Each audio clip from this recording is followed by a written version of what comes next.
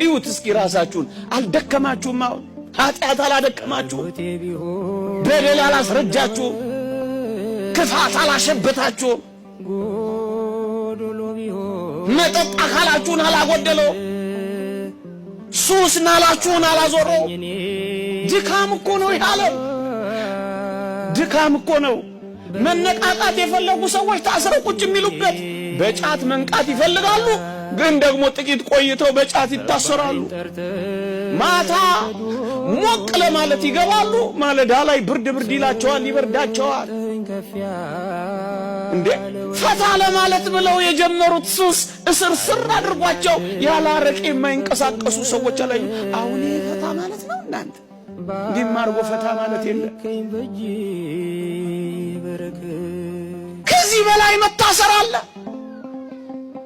ደከመን አረጀ።